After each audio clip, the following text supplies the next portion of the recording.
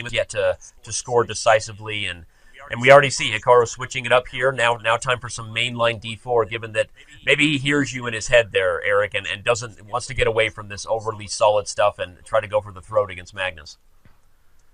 Well, I think that was a moral victory for Magnus in the end, because that was about a dynamic as an opening as he could expect. The two bishops with a bad pawn structure, and it looked like Hikaru was really a good initiative, a lot of momentum, and that knight b1, that exchange sacrifice nullified all of that.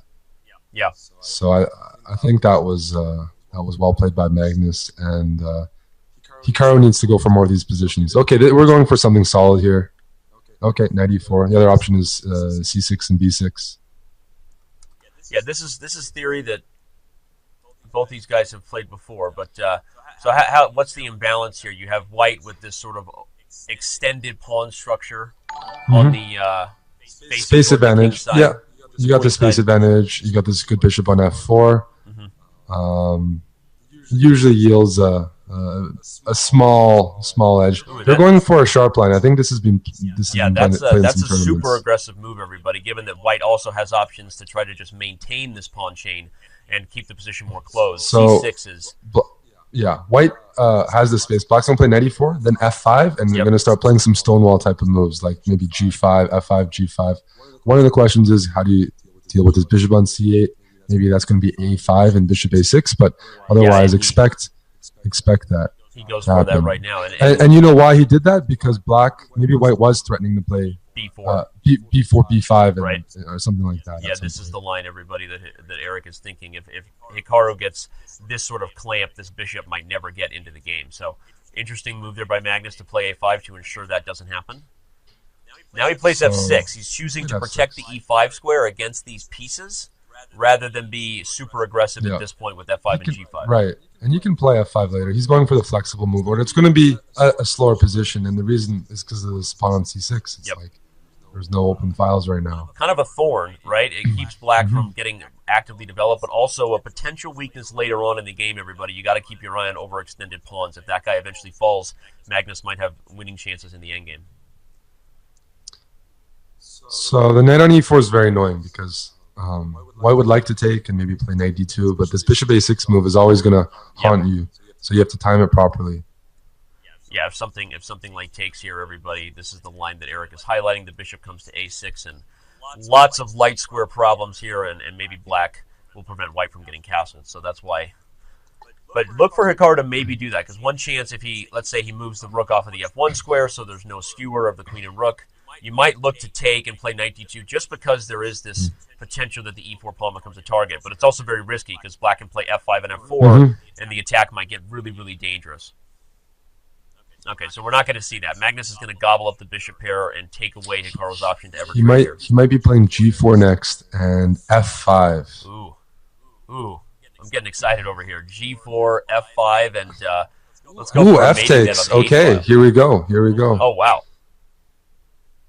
That's surprising to all of us, everybody, because it's usually very anti-positional to take away from the center and leave yourself with weaknesses. That's why you hear the oohs and ahs from me and Eric. But Hikaru's doing that because he wants the f-file and wants something a little more dynamic. This is going to be tricky. I mean, it's simply, if Hikaru can't open up the position now, he's going to gradually get a worse position because black has the two bishops, a better pawn structure, and a long-term plan of playing f5, h5, h4. This good bishop on d6 is going to be a real thorn long-term. Hikaru, I don't see where the break is, but if there's no break here, Danny, queen g5, h5, h4. This is two bishops slowly opening up. The one thing is this bishop on c8 is the problem. Otherwise, I'd say black's much better, but that's the one problem. But what does white do in the meantime? So knight b1, knight c2. Let me throw something at you then, considering that idea about how bad that bishop is. What if white puts a rook on f4 with some idea that if it's ever traded, right, you've got a position where now this bishop is so bad, you might have some compensation for the exchange. I like it. The only problem is that, okay, so now if you play rook f4, that's I like that. Black will probably still continue with h5, just ignore h4. it, basically. Queen g5, h5, h4. But I might be misevaluating this bishop on how do you get this bishop out? Do you play e5? Because then f5 is a serious weakness. But Right. like I might even see knight b1, knight c3 at some point. I wouldn't even be surprised if that actually gets played. Knight b1, knight c3, maybe knight b5. Get rid of this bishop on d6. We saw knight b1 in the last game. I mean, where is this knight Quite going? the journey for the pony to take there, but I I agree. see no other journey. Yeah. Can't go to f3. f1 does nothing. Bishop on d3 is great because it keeps the bishop on c8 at bay and the rook on a8. Okay, he's going for bishop there, and is it maybe that Hikaru wants to play knight b1, knight c3, and bring the knight to f4? Same idea that you had before, but okay. Interesting. Yeah, Magnus isn't going to sit around and wait for that to happen. He's going to get that bishop on c8 in the game finally. But e5 had weaknesses, right? e5 weakened f5, everybody. It weakened d5, so this is not so simple. What's weaker, Black's kingside expansion or this e3 pawn? Yeah, I'm going to generally say, actually, this e3 pawn, especially Black's going to maybe play bishop c3. Now he's got the nice setup. His rook is out of the position. You know, it's developed instead of being on a8. And he's got this long-term pressure on e3. And I do expect to see king g7, maybe h5, h4. Yeah, his bishop b5 maneuver, I do not like for Hikaru. I don't see what this bishop on b5 does. It looks completely misplaced. Maneuver there by Magnus, right? To play e5, get the bishop developed, and then put it back on c8 where it's out of the way for the rook, right? We can all learn from that sort of... Okay, maybe some tricks here. We'll see. Yeah, there's a queen on the diagonal with the king, and... To me, it looks like this is going to be a comfortable push for Magnus. He's going to stabilize. Maybe he's going to put a rook on e5, where he's getting ready to double on the e-file, put pressure on e3, but also it defends, overprotects f5, jams diagonal. You're safe on the dark squares. There's a big imbalance here in that Black has this amazing bishop on c5, and that's permanently there. I mean, yeah, and this rook on e4 prevents things like the rook. This is bad. This is really bad. You might even see rook d4 and then bishop d4. So this is getting harder for white, and you start to get in that blunder territory, right? Where now all of a sudden you're calculating if white makes a dangerous move, you might just lose in one move on d4 somehow. F4 is tempting, but I don't see you can just take with a g pawn. So maybe h5 and h4, right? Just launch the h pawn. So h5, bishop d3. I'm looking at there's rook takes d4. So bishop d3 is not a move right now because of rook takes d4. Yeah, so Magnus can just park that rook there and continue to improve his position. So I think advocating for h5 makes a lot of sense on that. Otherwise, queen e5 might be the other move to just creep in slowly, and then h5, h4. But similar ideas. This bishop on b5, Danny. I mean, he has to just put it there because maybe c6 is weak, but it's concerning, Danny, because then d5 in some lines is hanging, or knight f4 check, and then knight takes d5. Yeah. So knight e2 is the d5. Idea then. Yeah. Okay. Yeah. All right. So this is a good game. I mean, both players now spending a lot of time trying to solve this one.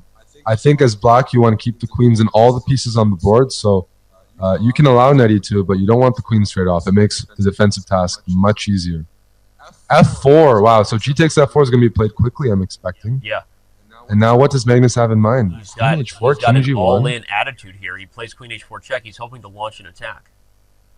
So if king g1, g3? Well, okay, so if king g1, g3. Magnus... He's going for g3 and then some sort of rook. Moves like rook takes e3 e3 in some positions, though, because if the knight retreats, Eric, the queen on c3 is opened up to h8, and yes. now Magnus's king is in danger. Knight f3. Knight f3 is a good move because if you play h3, rook takes e3. And he finds it. Knight f3 is a huge move there. Queen takes. So if queen takes f4, there's queen takes c5. Queen takes c5. Winning on the spot. What are we missing? Queen takes c5. I don't think we're missing anything. I think Magnus blundered, and Hikaru.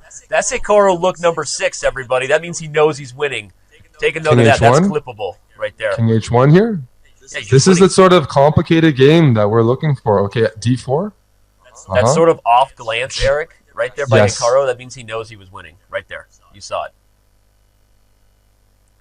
Sorry, you're the chess. I'm actually a bit traumatized when it comes to Hikaru, so I'm not looking at him. Too many times. I don't want to suffer from Stockholm syndrome. I don't know. I just lost so many times, and I've seen that look before. I'm commentating now. Bishop d3 is the threat. Bishop d3. But this is a clean. This is just a it knight should h4 be and knight e5. But until Hikaru is able to gobble up something about the D pawn, or at least the H pawn, get the king out of a potential mating that he does. And now this should be a pretty easy win for Nakamura. And Magnus throws in the towel. No, this you can't make any